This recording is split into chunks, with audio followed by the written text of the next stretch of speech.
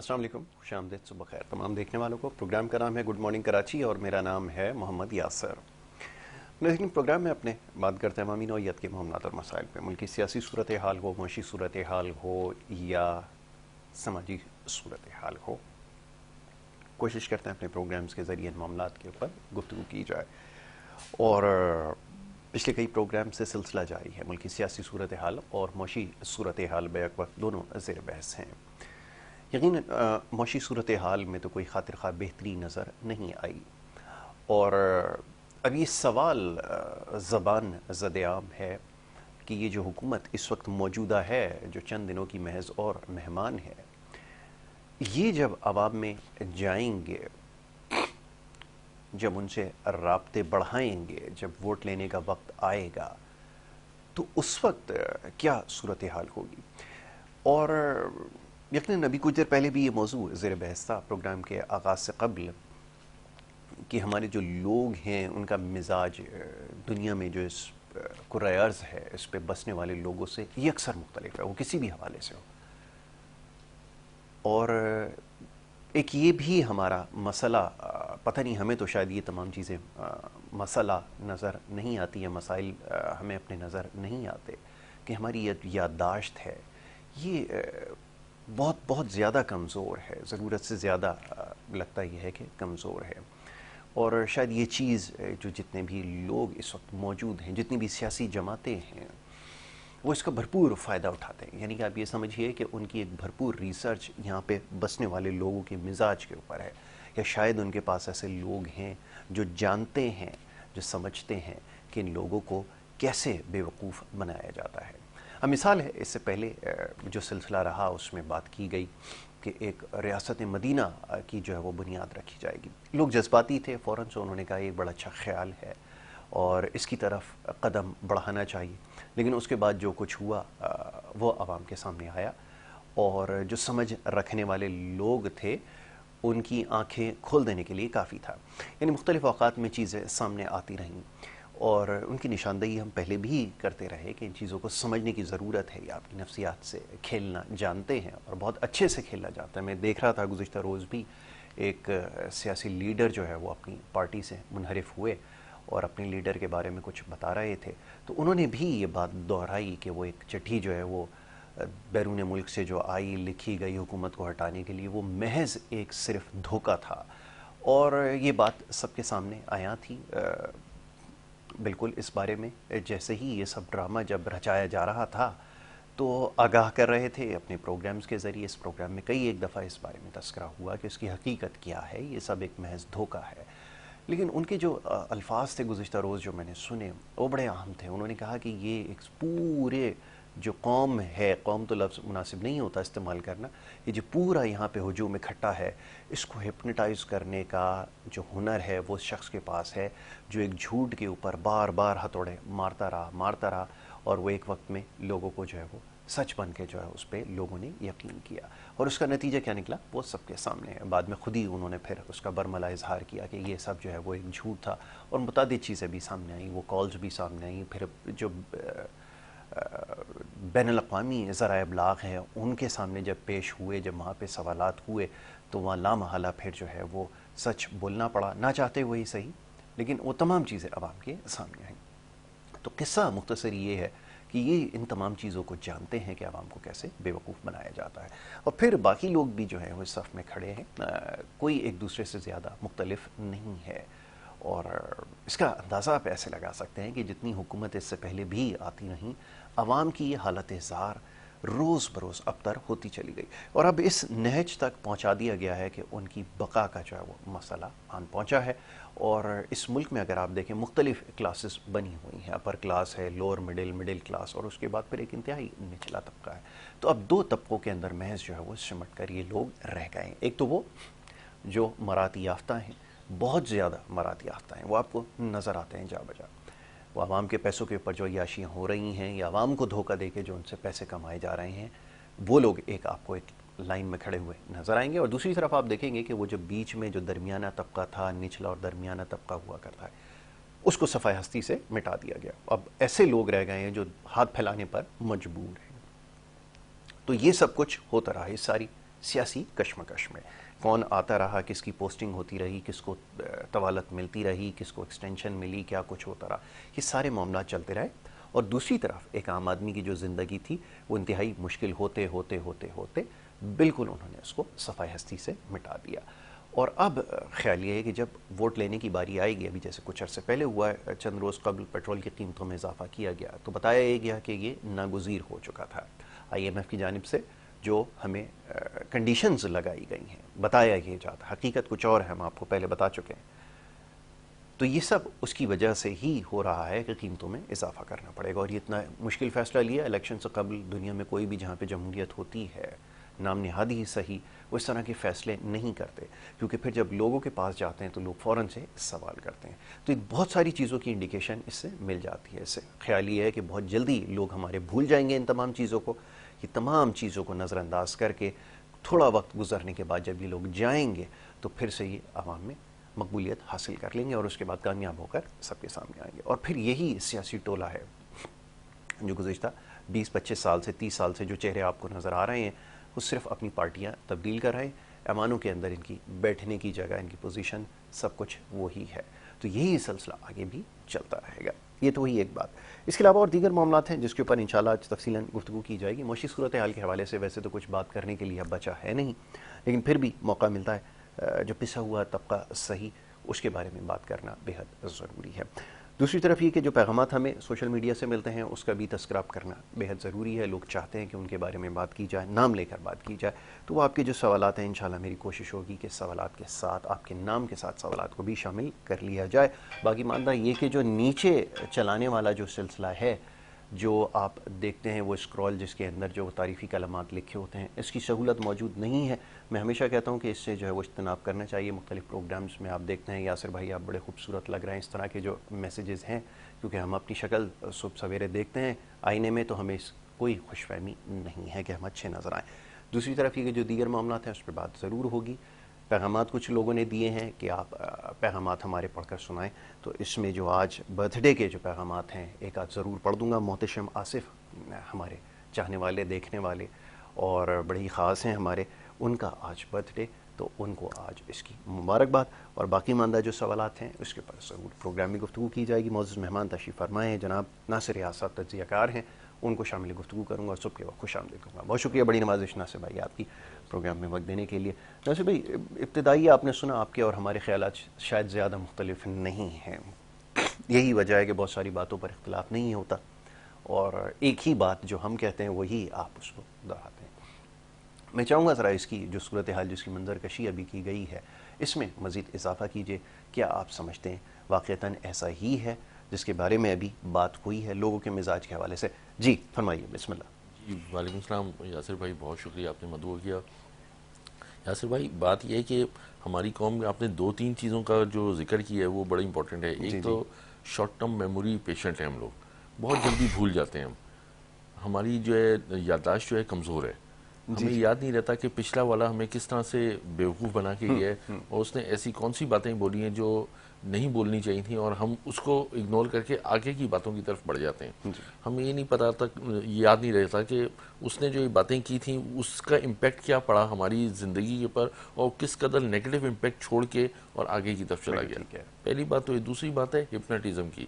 ये एक बहुत बड़ा आर्ट है हिप्नोटिज्म, जो यहाँ अनफॉर्चुनेटली हमारे लोगों पे बड़ी आसानी से हो जाता है, क्योंकि विल पावर कमज़ोर है। अपने दिमाग से सोचना नहीं, दूसरे के दिमाग से सोचना है कि वो क्या कह रहे हैं, फलाने लीडर ने कहा इसका मतलब है ये बिल्कुल सही है। वक्तन फ़वक्तन आप देखें हमारी जो तारीख़ है पाकिस्तान की, उसमें कुछ लीडर्स ऐसे उठे हैं जो बड़े अवामी टाइप के लीडर थे। उन्होंने बड़ी चर्ब ज़बानी से अपनी लोगों को बहुत अपना गर्विदा बनाया और उस पर जो है उन्होंने अपने जो भी उनका काम था वो अपना पाए तकमील पहुँचाया। लोगों को समझ ही नहीं है कि उनको किस तरह से पीछे धकील दिया गया। और इसमें ना सिर्फ पॉलिटिकल लीडर है, इसमें एस्टेब्लिशमेंट वाले लीडर भी कुछ गाए बगाए आते रहे जो वो ये सारे काम करते रहे।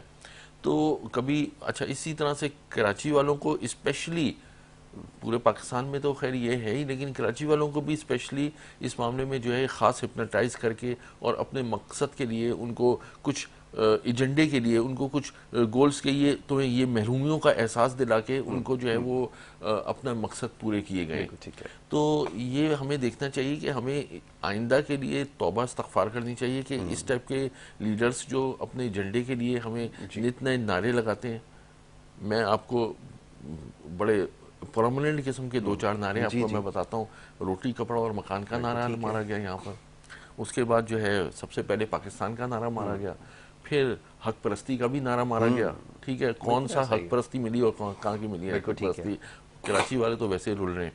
उसके बाद ये करप्शन और इंसाफ का नारा लगाया गया, तब्दीली का नारा मारा गया, मदीना रियासत का नारा लगाया गया। तो बात यह है कि ये सारे नारे लगाने के बाद भी कराची वालों या पाकिस्तान वालों को, बिलखुसूस मैं कराची वालों की बात करूंगा क्योंकि मेरा खुद ताल्लुक कराची से और हम ऐसे चैनल पे बैठे हैं जहाँ कराची की बात हो रही है।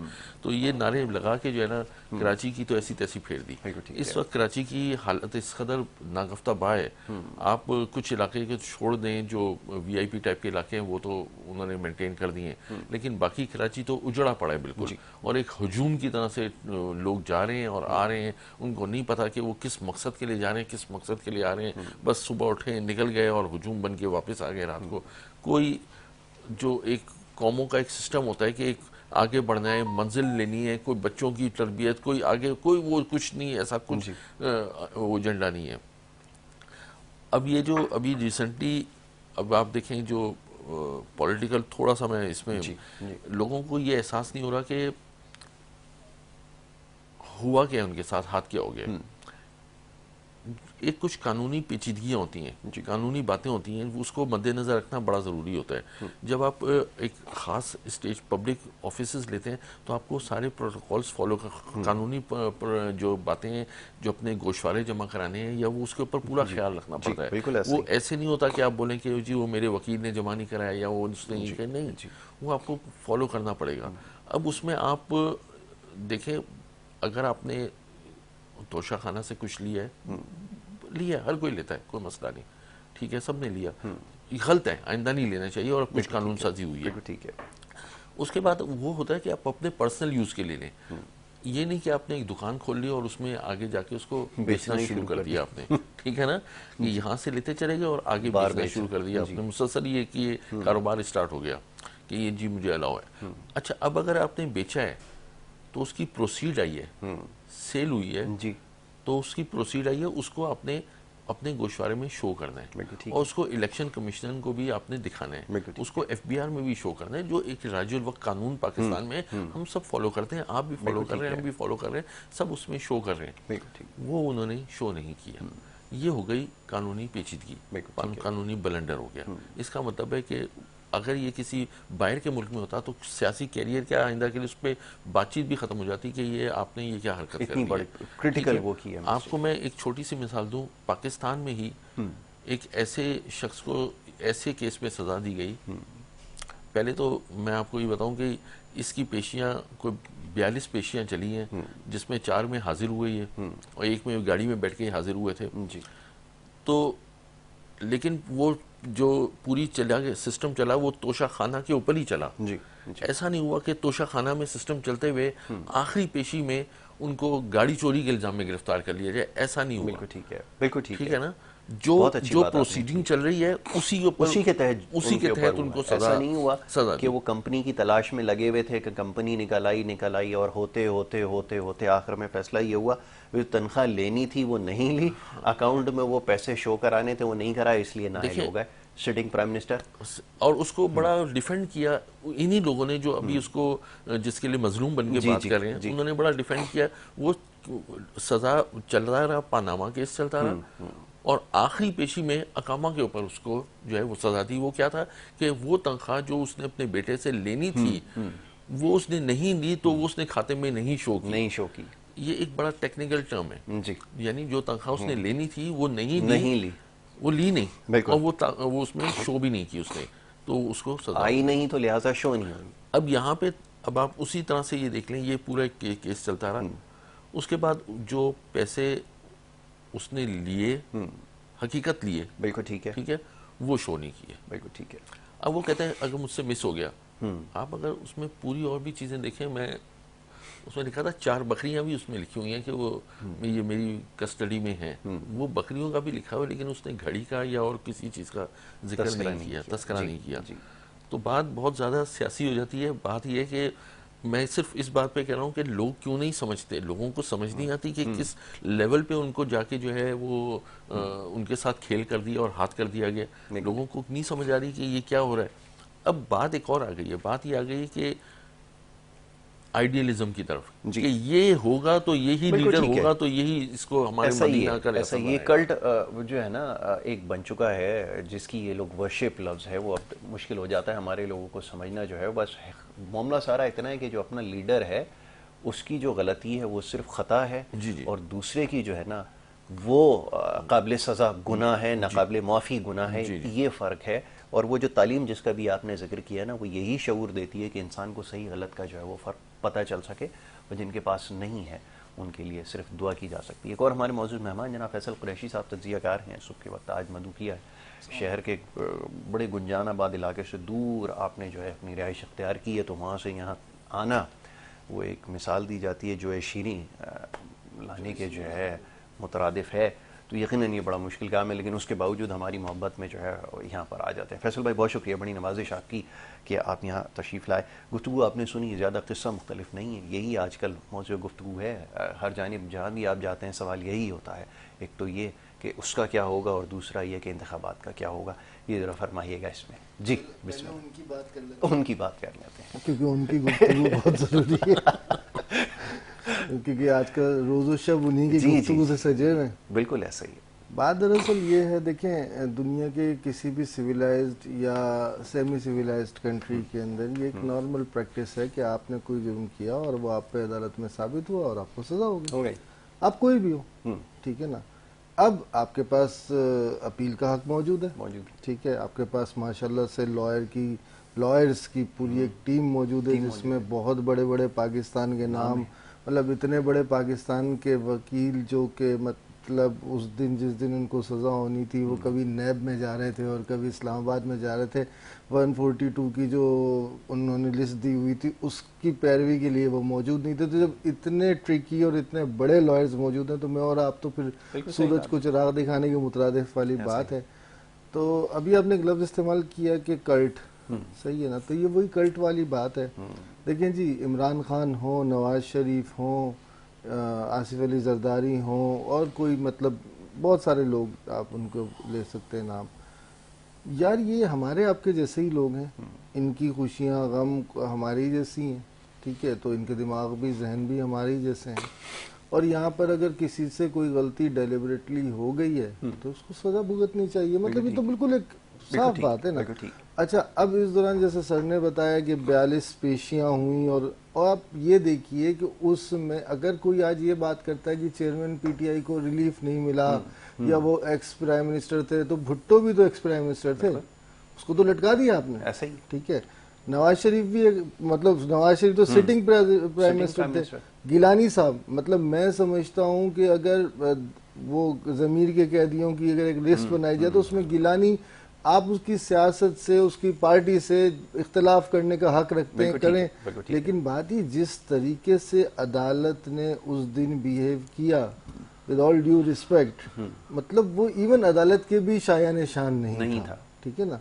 तो ये कोई ऐसी बात नहीं है। अब क्योंकि ये एक कल्ट है, एक कल्ट लीडर को जब सजा होती है या कोई उसके खिलाफ बात की जाती है तो होता है, लेकिन इस दफा रिस्पांस लोगों का भी आप देखें उस तरीके से नहीं था। अब वो उसकी वजूहात, यार लोग कुछ भी बताते रहे कि वो जी 2 महीने में दिमाग सही कर दिया गया, फलाना कर, ठीक है, ऐसा नहीं है। बात ये कि स्लोली एंड ग्रेजुअली लोगों को चीज़ें समझ में आती हैं, लेकिन अब जो कुछ लोग होते हैं जो समझने के लिए तैयार ही नहीं होते, वो जो पंजाबी में मिसाल देते हैं कि जी साडा कहाँ थे चिट्टा, तो उन्होंने कहाँ थे हमेशा ही चिट्टा रहना, बिल्कुल सही है ना, उसको तो आप कुछ नहीं कर सकते। अब आप आ जाएं इंतखाबात की तरफ। इंतखाबात की जहाँ तक बात है ना, देखिए मतलब first time in the course of history जो थोड़ी बहुत मुझे पता है, मैं ज़ाती तौर पे समझता हूँ कि बड़ी गंभीर सूरत है, ठीक है ना, हर तरफ से, माशी हो, दिफाई हो, माशरती हो, हर तरह से। अब मरदमशुमारी और ये सारे मामला, देखिए इंतखाबात को टालने की बहुत सारी वजूहात मौजूद है, बना दी गई है, बनाई जा रही है, ठीक है ना। अब एक तरफ से वो ड्रम बीटिंग हो रही है कि जी टेक्नोक्रेट गवर्नमेंट और ये और वो, तो मेरी ज़ाती राय ये है, खुदा ना ऐसा होना नहीं चाहिए, लेकिन मेरी ज़ाती राय ये है, मतलब मेरा तज्जिया है कि मुझे इंतखाबात वक्त पे होते हुए नज़र नहीं आ रहा है। मेरा ये एक ज़ाती, ठीक है, ये बात बिल्कुल सही है। अब लोग सवाल करते हैं कि ये जो टेक्नोक्रेट्स की जो गवर्नमेंट होगी, अगर क्या नतीजा निकलेगा। अभी जितनी भी हुकूमतें रही हैं इनके साथ टेक्नोक्रेट्स ने काम किया है, मेरा बड़ा सख्त इनके ऊपर इख्तिलाफ है, और अगर ये किसी काबिल होते तो डिलीवर कर जाते। आपको पता है कि साहब रहे हुकूमतों के साथ रहे, इससे पिछली हुकूमत के अंदर भी वो सारे माशी फैसले उनके हाथ में थे। आपने प्राइम मिनिस्टर्स आप साबिका दिनों में इंपोर्ट कर चुके हैं, 2 प्राइम मिनिस्टर्स तो आपने नतीजा क्या निकला आपके पास? मोइन कुरैशी साहब, शौकत अजीज साहब, सब ठीक है ना। बिल्कुल ऐसे मतलब आप ये देखिए कि अब टेक्नोक्रेट गवर्नमेंट, बात ये right man for the right job. Government जो है वो टेक्नोक्रेट का काम नहीं है, वो पॉलिटिशियन का काम है, उसको करने दीजिए, बिल्कुल ऐसा, ठीक है। अगर वहाँ पे कोई प्रॉब्लम है, कोई मामला तो उनको से, अभी आपने एक पॉलिटिशियन को सजा दी है ना, मैं कहता हूँ अक्रॉस द बोर्ड आप चारों बड़े लीडर्स को टांग दीजिए, अगर उनके अंदर कुछ नया कुछ आ जाएगा मामला, ठीक है। लेकिन अगर अब वो आप ये सोचें कि जी एक टेलीविजन प्रोड्यूसर, एक सहाफ़ी, एक तज्जिया निगार, एक फाइनेंशियल एक्सपर्ट, ये सब मिलके हुकूमत चला लेंगे, ऐसा नहीं होता। ऐसा नहीं होता, आपने बिल्कुल ठीक है। इसके ऊपर मजीद गुफ्तगू की जाएगी, एक मुख्तसर सी ब्रेक यहाँ पर लेनी है, ब्रेक के बाद वापस आते हैं, गुफ्तगू को आगे बढ़ाएंगे। आप देखते रहिए गुड मॉर्निंग कराची।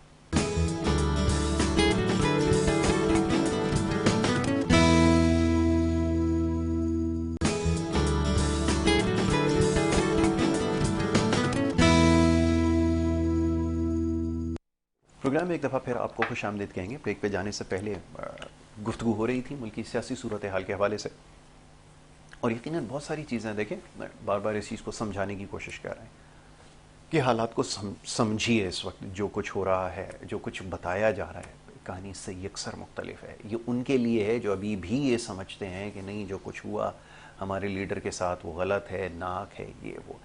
तारीख़ का जायज़ा लें, मुतालिया करें, मामलात समझ में आएंगे, और कौन अपनी बात में कितना सच्चा है ये भी पता चल जाएगा आपको। जब ये चीज़ आया हो जाएगी, महज ये कह देने से कि गलती है या किसी साजिश का, ऐसा कुछ भी नहीं है। इससे पहले भी जो लोग इसका शिकार हुए वो इसी किस्म की बातें करते रहे हैं, और किस्सा ज़्यादा मुख्तलिफ नहीं है, इसको मुख्तसर करूँगा।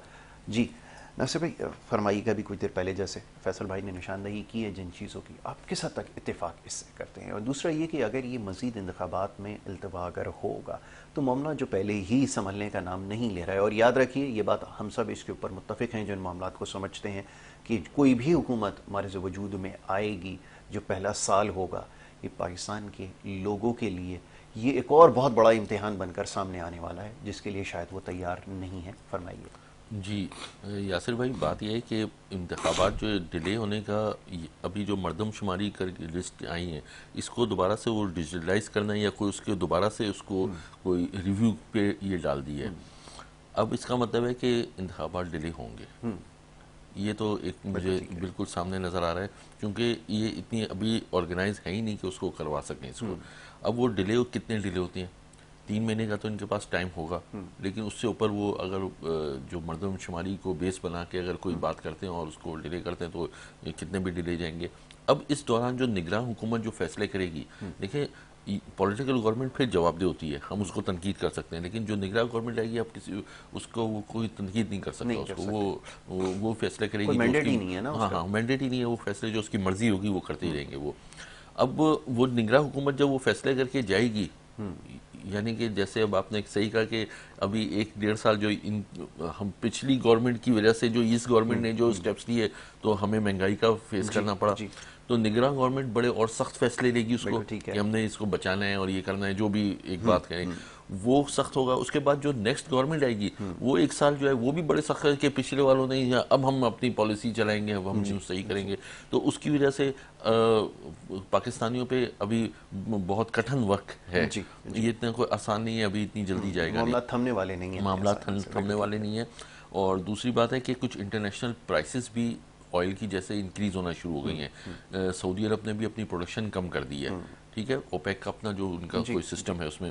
अब आप देखें $71 था बैरल, वो 81 पे आया, तो ये प्राइसेस उन्होंने 20 रुपए बढ़ाने पे मजबूर हो गए। IMF का नो डाउट उनका भी था, उन्होंने कोई वो जो लीवी वगैरह इंक्रीज करवाई वो अपने, लेकिन इंटरनेशनल भी प्राइस बढ़ी है। अब वो $86 पे आ गया, मजीद $5 और बढ़ा है जो ब्रेंट है।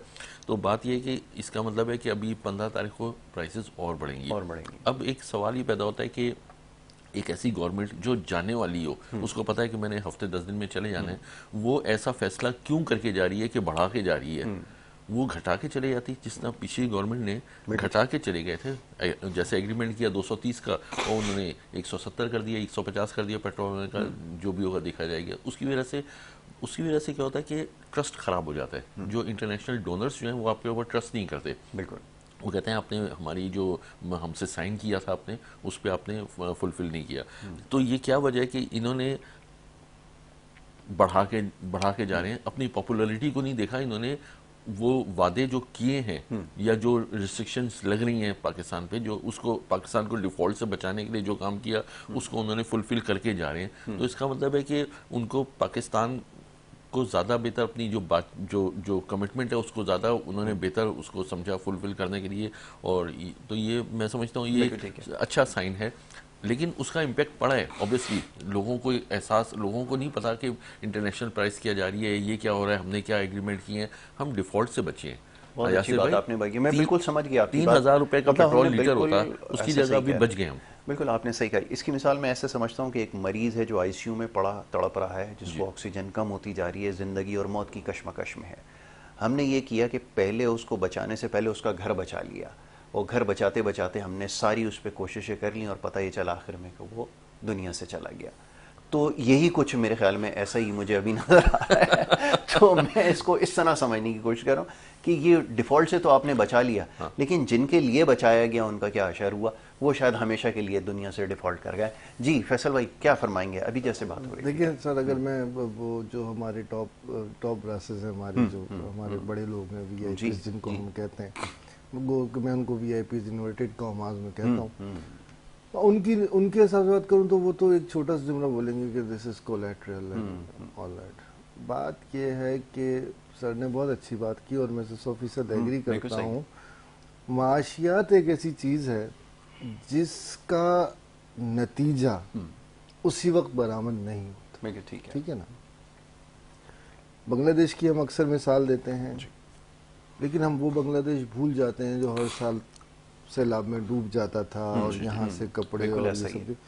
और उस वक्त भी उनकी हुकूमतें जो भी रहीं वो सख्त फैसले लेती थीं, आवाम की गालियाँ खाती थीं, अपने लोगों को बाहर भेजती थीं, बहुत लो वेजिस पे वो लोग काम करते थे, लेकिन वो एक लॉन्ग टर्म माशी पॉलिसी के साथ चलते रहे और आज उनके पास मामलात हमारे से निस्बतन बेहतर, बहुत बेहतर। तो बात यह है कि शहबाज शरीफ या पीडीएम से सियासी मुखालफत एक तरफ, लेकिन उनको जिस हिसाब से उस मरीज का घर मिला था, बात यह कि वो जो मरीज है ना वो अस्पताल में दाखिल नहीं है जिनकी आपने बात की, वो उसी घर में वेंट पर थे।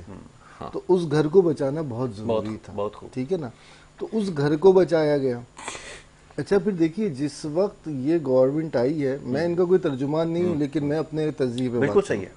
उस वक्त जो एक बहुत बड़ा मसला था वो पाकिस्तान की तारीख में शायद पहली बार इतना एस्केलेट हुआ था, एक इदारा वर्जिश हुकूमत। ठीक है। अच्छा देखिए, उस इदारे से इख्तिलाफात रखने का हमारा हक है, हमारा इदारा है। ठीक है ना। लेकिन उस इदारे की तज़हीक करने का हक किसी को नहीं। ठीक है ना। देयर आर लॉज और देयर आर पीपल, आप जिनसे बात कर, देयर आर फोरम्स जहाँ पे आप बात कर सकते हैं और बात होती है। हम आप उस नस्ल से ताल्लुक रखते हैं जो इस घुटन में बहुत कम मुब्तला रहे कि इस इदारे के खिलाफ बात नहीं कर सकते। ठीक है ना। फौज के खिलाफ मैं नाम ले लेता हूँ, फौज के खिलाफ बाकायदा एक सोचे सचे मंसूबे के तहत एक कैंपेन चलाई गई। ठीक है।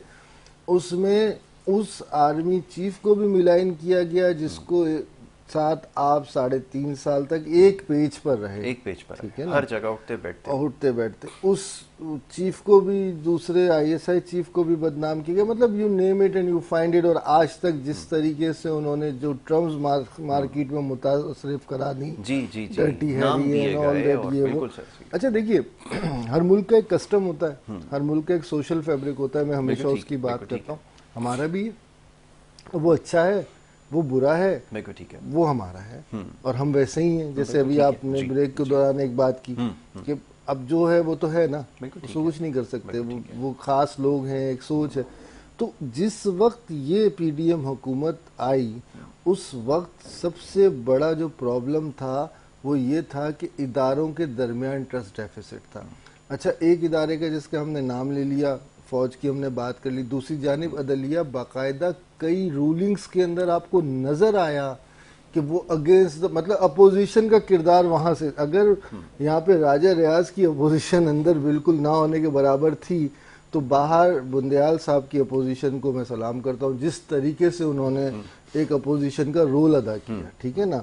मतलब इदारे की साख, अपनी कुर्सी, अपना जो एक डेकोरम, एक लॉयर, आप खुद लॉयर हो, आप जानते हो कि लॉयर की क्या, कितना रिस्पॉन्सिबल सिटीजन होता है एक लॉयर, अगर वो वाकई लॉयर है, जी।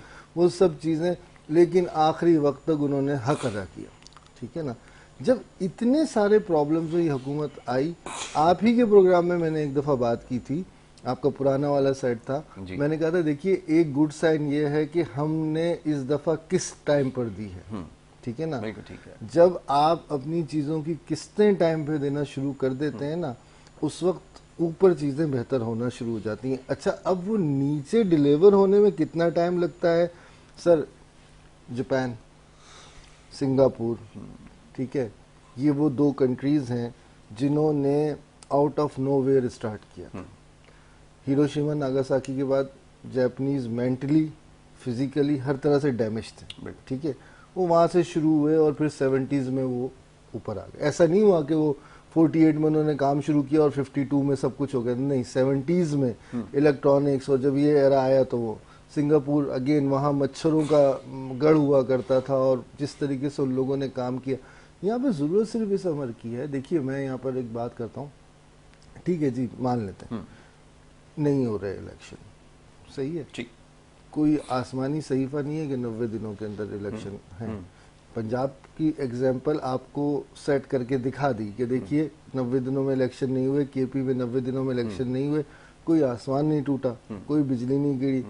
बात यह है कि माशियात को सही किया जाए, मईशत को सही किया जाए, ठीक है। बाय हुक, मैं बड़ा जिम्मेदारी से ये बात कर रहा हूँ, और बाय हुक या बाय क्रुक। अच्छा, विद ऑल ड्यू रिस्पेक्ट, ये जो अभी आपने कहा ना कि आसमानी सहीफा, ये बात आपकी बिल्कुल दुरुस्त है, यहाँ तक बात मैं आपसे बिल्कुल मुत्तफिक हूँ। लेकिन सबसे ज़रूरी बात ये कि जो अब तक जितना बिगाड़ इस पूरे सिस्टम में आया, उसकी वजह ये समझ में आती है कि ये जो डॉक्यूमेंट है जिसको हम कॉन्स्टिट्यूशन का नाम लेते हैं, हमने इसको फॉर ग्रांटेड लिया। मैं एग्री करता हूँ, देखें जिन्होंने वायलेशन की वो एक तरफ है, मैं बिल्कुल एग्री करता हूँ, लेकिन मैं यहाँ पे एक बात करूंगा, क्योंकि मैंने जो बात की जी, जी, वो मैंने उस पैराए में नहीं की ठीक, जिस ठीक। पैराए में आसिफ जरदारी ने चार्टर ऑफ डेमोक्रेसी के बारे में बात की थी। कोई आसमानी सहीफा नहीं हमसे, बिल्कुल ठीक है। मेरा यहाँ पे कहने का मकसद ये था कि वहां पर 90 डेज का टाइम दिया गया है, जिसका गाना रोजाना शाम को 4 एंकर्स 8 से लेके 12 बजे तक गाते हैं। I don't want take the name, मगर वो गाते हैं, और आज से नहीं गा रहे, वो पिछले 1.5 साल से गा रहे हैं। देखिए ये भी एक मुजरिमाना हरकत है, एक हुकूमत है, उसके पास 1.5 साल का टाइम है, आप उनसे इलेक्शन इलेक्शन इलेक्शन। अच्छा, अब वो जो आसमानी सहीफे वाली बात है, 90 डेज का टाइम है सर, लेकिन उस आइन में गुंजाइश है कि अगर कहीं पे कोई जंगी सूरत हाल है, कोई दुश्मन ने हमला किया हुआ है, कोई सैलाब आ गया है, कोई जलजला आ गया है, कोई कुदरती एक्स्ट्राऑर्डिनरी सिचुएशन, ये बात बिल्कुल सही और है। इस वक्त आपकी जो मईशत है वो एक्स्ट्रा ऑर्डिनरी सिचुएशन से भी कहीं आगे मेरी है अर्जी है, बॉस। आपने बिल्कुल सही कहा, मुत्तफिक। आप हमारा 75 साल हमें हो चुके हैं, 76वां साल इसका है। आप शुरू दिन से इसके मामलात का जायज़ा लेंगे ना, अगर आप इसका एक टेस्ट लेने की कोशिश करेंगे, तो आपको पता चलेगा कि एक्स्ट्राऑर्डिनरी सिचुएशन में ही हम रहे हैं। और मेरे ख्याल में 60s का इख्तिताम हो रहा था और 70s की तरफ हम आ रहे थे, उस वक्त से वो क्रिटिकल सिचुएशन का आगाज़ हुआ। 71 में फिर हम दो लख्त हुए, 71 के बाद से फिर चीज़ें और ज़्यादा वो होती चली गई। एक टाइम पे लगा कि जुमला कहने की इजाज़त, हम वो कौम है सर, फिल्म देखने जाते हैं पहले कौमी तराना सुनते हैं। बिल्कुल ऐसा ही है। कौन सा दुनिया का मुल्क है जहाँ पे मूवी चलने से पहले कौमी तराना चलाया जाता है? ठीक है, पेट्रोटिज्म ऐसे बेचोगे आप? ऐसे ही इंसान को पेट्रोटिक बनाने के लिए ना उसको रोटी, कपड़ा, मकान की जरूरत होती है, तालीम की जरूरत होती है। एक तालीम याफ्ता शख्स मुल्क, कौम, ज़मीन, इनकी वैल्यू को समझता है। बहुत अच्छी बात की है। मैं तो हमेशा इसके ऊपर कहता आया हूँ, लेकिन अभी इसलिए नहीं कह सकता कि लोगों को बहुत ज़्यादा नागवार गुजरती हैं बातें, कि वो जैसे पता है ना, एक सेनेटर थे, एक नाम निहाद, क्या नाम उनका, वो कहते थे रियासत होगी माँ की जैसी, पूरा एक वो पढ़ देते थे। तो रियासत माँ का किरदार अदा करेगी तो उसमें रहने वाले फिर उसको वो करेंगे। असल में सर रियासत माँ जैसी ज़रूर है, लेकिन जो सियासतदानों की सूरत में और बड़े अफसरान की सूरत में, ब्यूरोक्रेसी, मैं सबको कह रहा हूँ, मैं यहाँ पे सिर्फ सियासतदानों को बुलाने का, मैं इवन इसमें अपने असातिज़ा को, प्रोफेसर्स को, लेक्चर्स को, वो हमारे बाप हैं, वो हमारे बाप हैं। रियासत तो माँ जैसी है, लेकिन बाप सोते नहीं। मैं इनकी यही बात को करना चाह रहा हूँ, जिस तरह से अभी आप देखें ना, इन्होंने बड़े सख्त स्टेप्स लिए हैं कि हर बंदा टैक्स भरे, और उसके ऊपर बड़ी सख्त रिस्ट्रिक्शंस आ गई हैं, जो कि चाहे प्रॉपर्टी की लेन देन, ये वो हर चीज़ के ऊपर, और इस वक्त हम निकल नहीं सकते, मतलब अब इतनी ज़्यादा उसके ऊपर वो कर दिया। दो तीन चीज़ें मैं आपके प्रोग्राम के वसात से मैं ज़रूर कहना चाहूँगा। पहली बात ये है कि जिस तरह से रिस्ट्रिक्शन ये ताजिर हज़रात पे करें, इसी तरह से रिस्ट्रिक्शन इनको चाहिए ब्यूरोक्रेसी के ऊपर भी लगाएं फौरी तौर पे, कि वो भी जो अपने खर्चे उल्टे सीधे किस्म के खर्चे ना करें। इसी तरह जो सियासतदान हैं उनके ऊपर बहुत सख्त रिस्ट्रिक्शन लगाएं, जो उनके वजीर मुशीर हैं वो सारे उनको बहुत मॉनिटरिंग करें, उनको बहुत अच्छी मॉनिटरिंग, कि वो भी कोई आउट ऑफ द वे जाके नहीं करें। इसलिए कि अब ये अब बड़ा अफसोस होता है जब हम एक एक्सपेक्ट करते हैं किसी पॉलिटिकल पार्टी से कि वो अब इस मुल्क को ले जा रही है, पता लगता है उसका फलाना वजीर जो है वो मौजें करता फिर रहे, और उसकी जो है, देखिए मैं उसके लिए नासिर भाई अर्ज करूँ, आपने बिल्कुल सही कहा, मैं आपसे इत्तेफाक करता हूँ। लेकिन हमारे यहाँ देखिए होता क्या, हमें मिसाल के तौर पर ज़्यादा पुरानी बात नहीं है, एक जगह एक मेयर थे, बनाना रिपब्लिक की मिसाल देता हूँ, छोड़ें यहाँ की। जी। उनको किसी ने बताया ये जो नाले बंद होते हैं ना आपके, बरसाती नाले, और इनमें इसकी बड़ी वजह है, इसमें प्लास्टिक के बैग जो है जाकर फंस जाते हैं, जिसकी वजह से करोड़ों रुपया ज़ाया हो जाता है। उन्होंने कहा प्लास्टिक के बैग बंद कर दो। हाँ, पाबंदी लगा दी। ओवरनाइट जी पुलिस ने छापे डाले, जिन जिन के पास था उनको ऐसे पकड़ा जैसे कोई मनशियात वो बेच रहा था, उनको गिरफ्तार सब हो गए। अगले दिन जब लोग सो के उठे बाज़ारों में गए तो उन्होंने दुकानदार से कहा कि भाई, वो उसने कहा भाई जेल हो जाएगी मुझे भी और आपको भी, तो रहने दें। लोग ऐसे कमीज़ों के अंदर चीज़ें उठाकर लाना शुरू हो गए, कोई कंधे पे रख के ला रहा है, कोई कुछ ला रहा है।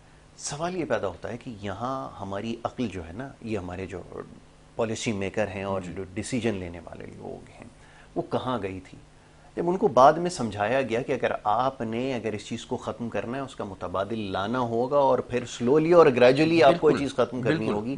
लेकिन जब इस किस्म के फैसले होंगे, आप उससे क्या उम्मीद रखेंगे कि वो उसकी उस लेवल की प्रोफेशनलिज्म थी नहीं, तो वो उसने वो आउट ऑफ द वे, जैसे आपने टैक्स की बात की ना, अब टैक्स की तमाम तर तवानाइयाँ और कोशिशें, ये बैठ के अगले दिन, वो भी एक साबिक चेयरमैन थे, ऑल पता नहीं क्या कह रहे थे, उनकी सबकी कोशिश ये है कि जो पहले से टैक्स देने वाले लोग हैं, टैक्स पेयर हैं, आसान करके समझाऊं, इसी तरफ मजीद उनको और पकड़ लिया जाए कि टैक्स और उनसे कैसे निकाला जाए। ये है बस पूरी दुनिया में ये नॉन फाइलर और फाइलर का सिस्टम नहीं है, ये सिर्फ पाकिस्तान में सिस्टम बन गया है।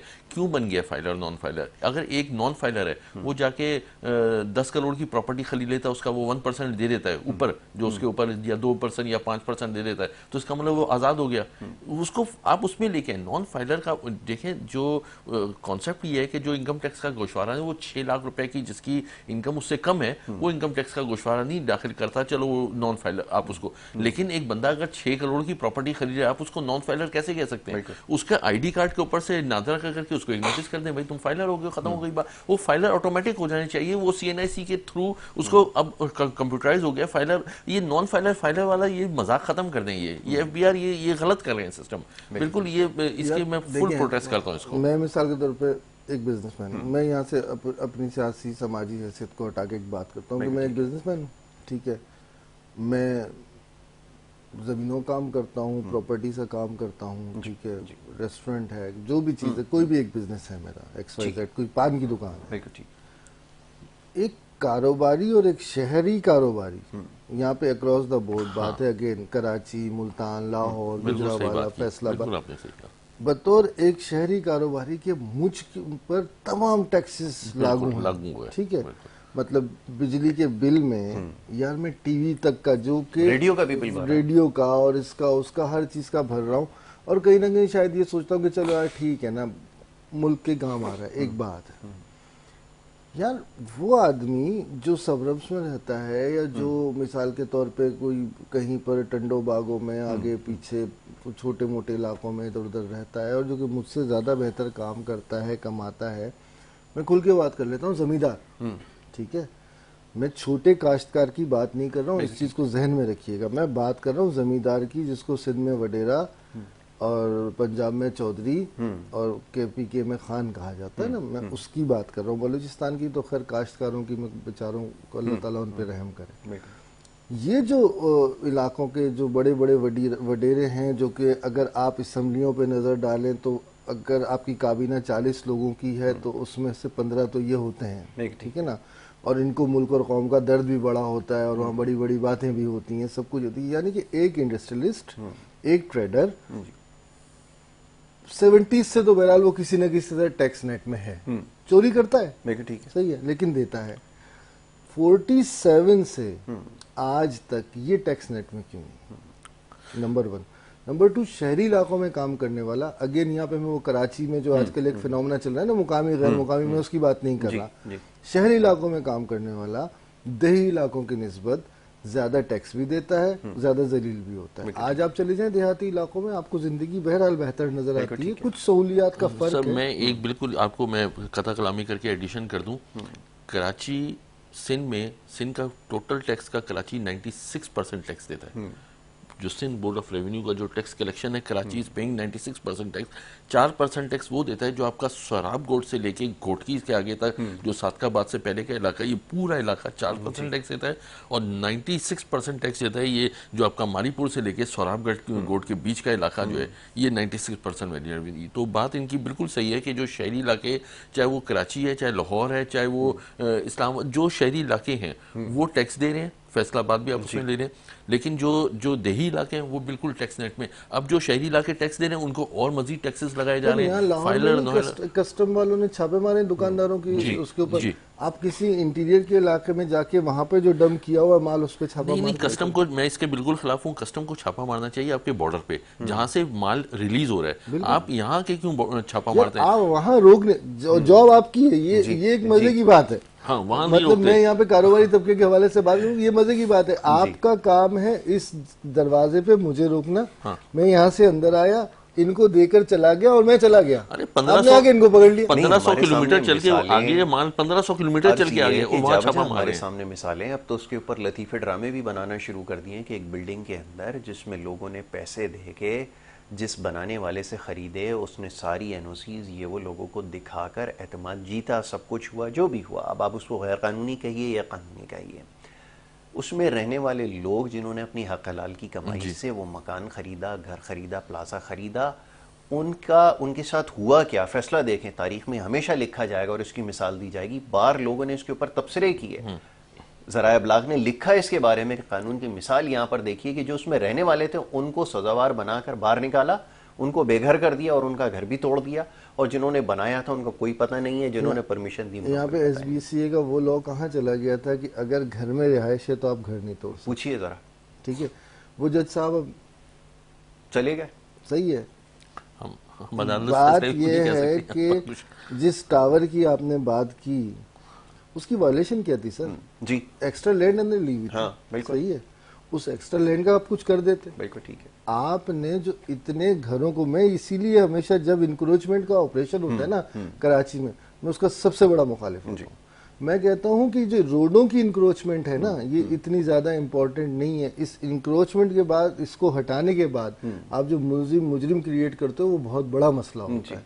क्योंकि जब देखिए एक रोड खाली पड़ी हुई है और वहां पर कोई एक लोकल इदारा 25-50 रुपए लेके मेरे जैसे किसी को कहता है कि यार एक ठेला लगा लो, तो फिर ये भी आ जाते हैं, फिर आप भी आ जाते हैं, वो पूरा बाजार बन जाता है। अच्छा, जब वो बाजार बन रहा होता है तो सब कहते हैं रिहायशियों पे बड़ी सहूलत हो गई यार, वहां नहीं जाना पड़ता, यहीं से।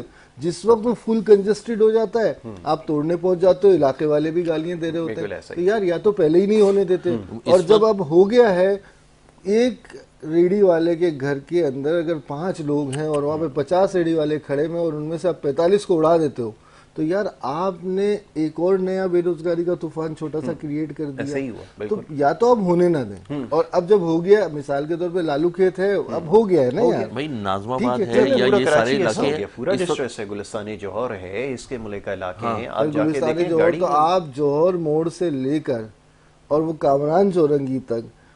अच्छा, आप मजे की बात देखिए, जब इंक्रोचमेंट का ऑपरेशन यहाँ पे कंटोनमेंट करती है, पता है ये लोग क्या करते हैं, जिसकी रेडी है उसकी रेडी उठा के ले जाते हैं, जिसका ख्वांचा है उसका ख्वांचा उठा के ले जाते हैं, सही है। अच्छा, वो दुकानदार, मैं नाम नहीं लूंगा, कई बड़े ब्रांड्स के नाम आते हैं, जिन्होंने पूरी पूरी फुटपाथ ऑक्यूपाई की हुई है, और उसके ऊपर अगर आप कभी उनसे जाके ये बोले नहीं यार ये आपने क्या किया, उसको हटाएं, आपको यूं करके देखता है कि जैसे आपने उसको कोई गाली दे दी, ठीक है ना। उनको कोई कुछ नहीं कहता, उनको एक दिन पहले फोन आता है कल साहब आएंगे, कुर्सी अंदर, वो कुर्सी अंदर कर लेते हैं, साहब गुजर जाते हैं। अब आप वो जो रेडी उठा के लेके जा रहे हो, किस कानून के तहत उठा? अच्छा, चलें अगर कोई कानून मौजूद है तो कानून में हमेशा जब भी कोई चीज जब्त की जाती है तो जब्तगी की रसीद देते हैं, आपको ज्यादा बेहतर पता है ना, वो सारा कुछ लिख कर देते हैं। होता क्या, वो उठा के ले गए, वो बेचारा रोता धोता वहां पहुंचता है कि यार चलो रोजगार तो गया, जो कुछ है वही बचा के कहीं और खड़ा हो जाऊंगा।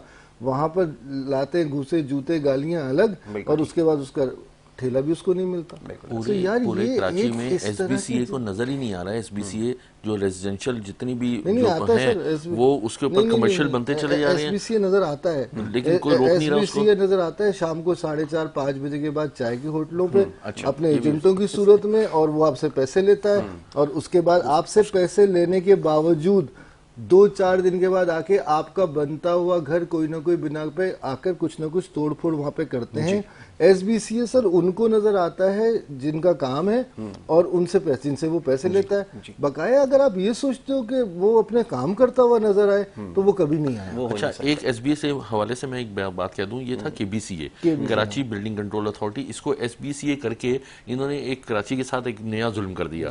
इतना बड़ा स्कोप एक महकमे को दे दिया कि पूरे सिंध को देखे। एक्चुअली पूरी दुनिया में डिस्ट्रिक्ट वाइज होती हैं ये एसोसिएशंस बनी होती हैं, या ये जो ये इदारे बने होते हैं जो कंट्रोल करते हैं, ताकि जैसे अब मैं कहता हूँ सेंट्रल डिस्ट्रिक्ट का अलग हो, वो उसको हैंडल करे, खाली जो साउथ डिस्ट्रिक्ट का अलग हो। कराची बजाते खुद कई डिस्ट्रिक्ट आप देखें। इसमें एक छोटी सी मिसाल और है, माजरत आपकी कहता कलामी के लिए, मेयर्स जितने भी आए हैं, अफगानी साहब से लेके फारूक सत्तार साहब से लेके आज तक, इनको एक जगह पे तो आपको थोड़ा सा फेवर देना पड़ेगा यार, ये पूरे कराची के तो मेयर होते ही नहीं ना बेचारे।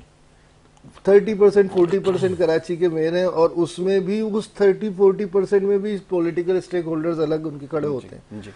तो जब तक आप कराची को, अब कराची की बात कर लेते हैं आखिर में, मेरे ख्याल जब तक आप कराची को सबसे पहले एक सेंट्रलाइज सिस्टम नहीं दोगे, कराची का अपना सिस्टम, में खुदा ना खास्ता मुल्क या सूबे की बात नहीं कर रहा, अहबाब जो है वो समझते हैं शायद हम वो बात नहीं, कम अज कम लोकल गवर्नमेंट और बाइख्तियार लोकल गवर्नमेंट, और पूरे कराची की लोकल गवर्नमेंट। ये नहीं है कि लांडी में तो लोकल गवर्नमेंट है, लांडी के इससे मुल्हका मलीर के कुछ इलाकों में लोकल गवर्नमेंट वो खड़ा भी नहीं हो सकता वहाँ पे, सही है ना। तो यहाँ से लेके बहरिया टाउन तक जहाँ तक कराची है लोकल गवर्नमेंट होनी चाहिए, उनकी रिट होनी चाहिए, उनकी अमलदारी होनी चाहिए, और यहाँ का टैक्स का कुछ हिस्सा, मैं ये नहीं कह रहा यार आप पूरा दे दो, लेकिन यहाँ के टैक्स का कुछ हिस्सा खुदा का वास्ता लोकल गवर्नमेंट को दें, और फिर अगर वो काम ना करें तो पैकेजेस की शक्ल में मैं आपको बताता हूँ। जो एक डिस्ट्रिक्ट होता है ना, जैसे आप साहिवाल डिस्ट्रिक्ट लें, उसमें 350 देहात आता है। झंग डिस्ट्रिक्ट है, जो इसी तरह फैसलाबाद डिस्ट्रिक्ट है, वो पूरा डिस्ट्रिक्ट होता है। कराची में 4 डिस्ट्रिक्ट हैं, 5 डिस्ट्रिक्ट हैं। कराची बजाते खुद इतना बड़ा है कि उसको, तो उसके ऊपर आप अलग अलग मेयर भी देना बड़ा, मतलब एक मेयर देना उसको पूरा हैंडल करना मुश्किल है। चलो उसको पूरा इख्तियार, आपकी बात बिल्कुल सही है, होनी चाहिए। दूसरी बात यह है कि एसबीसीए जो है ये एक अथॉरिटी नहीं है, बल्कि ये इसको डिस्ट्रिक्ट वाइज अलग अलग अथॉरिटी हो जो अपने डिस्ट्रिक्ट को देखें कि यहाँ पे ये गैर कानूनी काम हो रहा है, और आप उसको चेक एंड बैलेंस कर सकते हैं। इतना बड़ा स्कोप दे दिया है एक इदारे को कि वो पूरे सिंध घोटकी से लेके यहाँ तक वो देखे, वो नहीं कर सकता उसको। बिल्कुल ठीक है। चले जी नासिर भाई, अब ऐसा है कि जो सेगमेंट है इसका वक्त जो है वो ख़त्म हो गया। मामलात ऐसे हैं जिसके ऊपर मज़ीद गुफ्तगू की जा सकती है और यकीनन इंशाल्लाह आगे मौका मिलेगा तो सिर्फ इन मामलात पर गुफ्तगू करेंगे। बहुत शुक्रगुजार हूँ मुअज़्ज़ज़ मेहमान जनाब नासिर रियाज़ साहब का, फैसल कुरैशी भाई का, दोनों ने प्रोग्राम में वक्त दिया, शामिल गुफ्तगू रहे। अब वक्त हो रहा है एक ब्रेक का, और ब्रेक के बाद जो दूसरा सेगमेंट आपकी सेहत के हवाले से उसको जारी रखेंगे। देखते रहिए गुड मॉर्निंग कराची।